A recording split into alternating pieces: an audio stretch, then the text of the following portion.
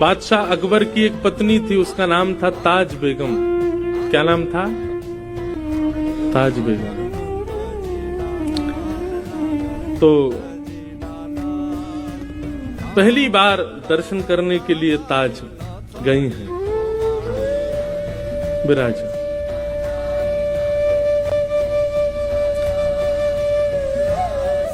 बोलो वृंदावन बिहारी लाल। बहुत ध्यान से सुनना। ताज बेगम पहली बार अकबर के साथ गोवर्धन गई। अच्छा, अकबर के ऊपर एक चीज तो लगती है कभी कभी, अकबर के ऊपर कृपा तो थी ठाकुर जी की। वो वृंदावन भी जाता था, गोवर्धन भी जाता था तो वो अकबर ही, पर उसको संतों के दर्शन खूब हुए। स्वामी श्री हरदास जी ने बड़ी कृपा की, गोसाई विठलनाथ जी का बड़ा आश्रय प्राप्त हुआ अकबर को। तो अकबर ऐसे कभी कभी दिग्विजय के लिए घूमने जाता था। गोवर्धन गया, गोसाई जी से प्रार्थना की कि हमको श्रीनाथ जी का दर्शन करना है। गोसाई जी बोले देखो हमारे मंदिर का निधान है, विधान है कि केवल वैदिक हिंदू ही भीतर प्रवेश कर सकते हैं भगवान। तो आपको दर्शन की यदि इच्छा है तो हमने एक ना मंदिर में खिड़की बनवा रखी है, वहां से हम दिखा देंगे ठाकुर जी आपको। अकबर बोला वहीं से दिखा दो। तो अकबर ने वहां से ठाकुर जी को देखा, ठाकुर जी को दर्शन करके वो चला गया। जैसे ही ताज बेगम बैठी उस खिड़की में और जैसे ही उस झरोके में से ठाकुर जी को देखा, अब तो स्थिति हो गई कि नेत्र बंद करे और वही छवि दिखाई दे ठाकुर जी की। यही पीछे जो छवि, ये गोवर्धननाथ स्वरूप ठाकुर जी का, यही छवि दिखे। अब तो वो जहां जाए उसको वृक्षों की भी आकृति ऐसी दिखाई दे, वो रोटी भी देखे तो रोटी की आकृति भी ऐसी दिखाई दे। जहां देखे जित देखूं उतित श्याममयी, जहां देखे वहां श्याम सुंदर दिख रहे हैं। अब इसको आप क्या कहोगे बताओ? ताज बेगम का ना तो संग अच्छा, ताज बेगम का ना तो संग अच्छा, ना कुल अच्छा, ना परवरिश अच्छी, लेकिन फिर भी ठाकुर जी के प्रति प्रेम। इसको ये कहते हैं कि ताज बेगम नहीं गई है ठाकुर जी के पास, ताज बेगम का मन नहीं लगा है, ठाकुर जी का मन लग गया है ताज बेगम। ये कहते हैं, इसको कहते हैं भगवत प्रीति। एक तो होता है हमको ठाकुर जी प्रिय लगते हैं, एक होता है ठाकुर जी को हम प्रिय लगे। ये कथा आदि इसलिए है भैया, हम लोग ताज बेगम जैसे तो नहीं है। ताज बेगम का जरूर पूर्व जन्म का कोई सत्कर्म होगा कि ठाकुर जी को प्रिय लगी, पर ये कथा आदि हम इसीलिए सुनते हैं ठाकुर जी को हम प्रिय लगे, हमें देख के ठाकुर जी रीझ जाए। ताज बेगम को खूब ज्वर चढ़ने लगा, बुखार आने लगा। बादशाह ने खूब वैद्य बुलाए, हकीम बुलाए, लेकिन कोई ठीक नहीं कर पाया। एक दिन बादशाह से जाकर के ताज बेगम ने अपने मन की बात कही, बादशाह हमारा ज्वर ठीक नहीं होगा क्योंकि ये कृष्ण विरह का ज्वर है। जब से हम आपके साथ गोवर्धन गए और जब से हमने त्रिभंग लली श्याम सुंदर को देखा, तब से सब जगह हमको वही दिखाई देते हैं। हमें लगता है हमारा जन्म आपकी सेवा के लिए या किसी और कार्य के लिए नहीं, हम उन्हीं के लिए पृथ्वी पर आए। आप कृपा करके हमको वृंदावन भेजिए। अकबर ने पहले तो बहुत मना किया, लेकिन बाद में ताज बेगम की बात मान करके अकबर ने उनको वृंदावन जाने की आज्ञा दे दी। ताज बेगम वृंदावन आ गई और वृंदावन में रह करके ठाकुर जी का नित्य दर्शन करती थी। अच्छा, एक बड़ी सुंदर घटना है, ऐसी दो तीन लोगों के साथ हुई है। ताज बेगम को मंदिर में प्रवेश तो था नहीं, वो मंदिर में जाने तो देते नहीं थे। लोग बाग डरे रहते थे, अगर मुगलानी है कहीं भीतर जाकर के कुछ गलत अनर्थ कर दे तो मंदिर अपवित्र हो जाएगा, तो उसको बाहर ही रोक दिया जाता था। लेकिन उसकी भक्ति इतनी प्रबल थी कि वो दर्शन करके आने वालों से पूछती थी श्याम सुंदर कैसे लग रहे हैं। तो बताते बोले आज ऐसा मुकुट पहना है, आज कानों में ऐसे कुंडल पहने हैं, गले में ऐसे हार पहने हैं, ऐसी पीताम्बरी पहनी है, ऐसी पजम्मी पहनी है। तो उन्हीं का चिंतन करती थी, सुन करके ऐसे ठाकुर जी लग रहे होंगे। और कभी कभी ठाकुर जी की वैसी आकृति रेत में बनाती और वहीं दर्शन कर लेती। बोले वाह श्याम सुंदर, आज आप ऐसे लग रहे हो। धीरे धीरे ताज बेगम की स्थिति इतनी ऊंची हो गई कि अब ताज बेगम किसी से पूछती नहीं थी, अपने नेत्र बंद करके अपने आप ही एक आकृति बनाती थी और दर्शन करके आने वाले से कहती थी, सुनिए आज ठाकुर जी ने नीली चोली पहनी है, आज ठाकुर जी ने गले में मोतियों की माला पहनी है, आज ठाकुर जी ने ऐसी पाग पहनी है, कानों में मत्स्याकृत कुंडल पहने हैं, हाथों में सोने के कड़ूले पहने हैं। और दर्शनार्थी बता, हाँ बिल्कुल ठाकुर जी ने ऐसे ही पहने। तो ताज बेगम आनंदित हो जाती, जय हो मेरे लाल। अब ताज बेगम को मंदिर जाने की आवश्यकता नहीं थी, वो नेत्र बंद करती थी और ठाकुर जी का प्रत्यक्ष दर्शन होता। तो ताज बेगम के साथ ऐसा होने लगा कि पहले तो वो पूछती थी कि ठाकुर जी कैसे दिख रहे हैं और वैसी आकृति बनाती थी और उस आकृति का दर्शन करती थी।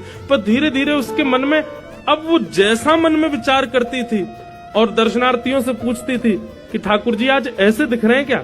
सब कहते बोले हाँ ऐसे ही दिख रहे हैं। ताज बेगम खूब नाचती। ये बादशाह अकबर की पत्नी ताज बेगम, उनका जो शरीर शांत हुआ ना, वो कथा भी बड़ी विलक्षण है। होली का दिन पूरे ब्रजमंडल में रंग धमार हो रही थी और ताज बेगम अपनी कुटिया में बैठे बैठे ठाकुर जी का दर्शन कर रही है। लेकिन आज के दर्शन में यह था कि सब दिख रहे हैं लेकिन उसको ठाकुर जी नहीं दिखाई दिए। बहुत ध्यान से सुनना।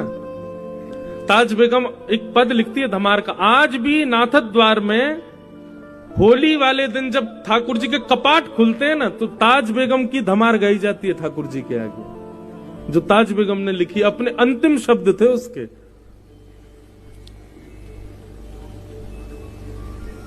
मुझे याद नहीं है पूरी धमार, पर बहुत बहुत अच्छी धमार है वो। बहुरी ढप बाज रहे, ऐसे उसका प्रारंभ है। बहुरी ढप बाज रहे, ढप बजते हैं ना हमारे वृंदावन में जब होली होती है, तो गाते गाते वो पूरे ब्रज का वर्णन करती है। नंद बाबा अबीर उड़ा रहे हैं, यशोदा मैया गुलाल उड़ा रही हैं, गोपियां एक दूसरे के गाल पे गुलाल लगा रही हैं। अरे कहां तक गए, गैया भी एक दूसरे से अपने अंग को रिगड़ करके होली खेल रही हैं। ग्वाल बाल सब यमुना जी में कूद रहे हैं। इस प्रकार पूरे ब्रज का दर्शन करते हुए अचानक लिखते लिखते वो रुक गई। 5-6 पंक्तियां लिख दी, लेकिन अभी तक ठाकुर जी नहीं दिखाई दिए उनको, सब दिख गए। सबके वर्णन करते करते करते करते करते तभी ताज बेगम के मनोभाव में दर्शन दिखता है कि असंख्य गोपियां सुंदर गुलाल अबीर उड़ा रही हैं। गुलाल के एक जैसे मानो कोहरा जैसे पड़ता है, ऐसे गुलाल का कोहरा पड़ रहा है और उसमें मधुर मोर पिच्छ दिखाई दे रहा है।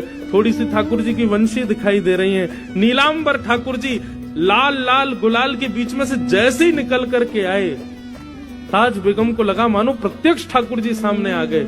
और वो दर्शन करते ही आधा अधूरा पद लिखा था, वहीं ताज बेगम के प्राण निकल गए। तो वर्णन करते हैं ताज बेगम अपना पद पूर्ण नहीं कर पाई और उनके प्राण निकल गए। तो जो अधूरी एक पंक्ति रह गई थी ना, उस दिन जिस दिन ताज बेगम के प्राण निकले, उस दिन आकाशवाणी हुई वृंदावन में और स्वयं श्री राधा रमन लाल जी ने अंतिम पंक्ति पूरी की। नृतत आवत ताज के प्रभु, गावत गीत धमार। ये ठाकुर जी की पंक्ति। ताज बेगम का एक पद है, मुझे बहुत प्रिय लगता है। सुनो दिल जानी मेरे दिल की कहानी। मुगल थी ना, इसलिए मुस्लिम शब्द है, उर्दू शब्द है उसके पद में। सुनो दिल जानी मेरे दिल की कहानी, तेरे हाथ हूँ बिकानी, तेरे हाथों बिकानी बदनाम भी सहूंगी, सुनो दिल जानी मेरे। देव पूजा ठानी में नवाज हूँ भुलानी तजे, कमला पुराण तेरे गुणन गहूंगी मैं, सुन दिल जानी दिल की कहानी। तेरे हाथ हूँ बिकानी, तेरे हाथ हूँ बिकानी बदनाम। देव पूजा ठानी में नवाज हूँ भुलानी तजे, कमला पुराण तेरे गुणन गहूंगी मैं, सुन दिल जानी दिल की कहानी। तेरे हाथ हूँ बिकानी, तेरे हाथ हूँ बिकानी बदनाम भी सहूंगी, सुन दिल जानी। नंद के कुमार कुर्बान तेरी सूरत पे, नंद के कुमार कुर्बान तेरी सूरत पे। हो तो मुगलानी हिंदुआनी हूँ रहूंगी, सुनो दिल जानी मेरे दिल की कहानी। तेरे हाथ हूँ बिकानी, तेरे हाथ हूँ बिकानी बदनाम भी सहूंगी, सुन दिल जानी। सांवला सलोना सिर ताज सिर कूले दिए, सांवरा सलोना सिर ताज सिर कूले दिए। तेरे नेह दाग में निदाग हूँ रहूंगी, सुन दिल जानी मेरे दिल की कहानी।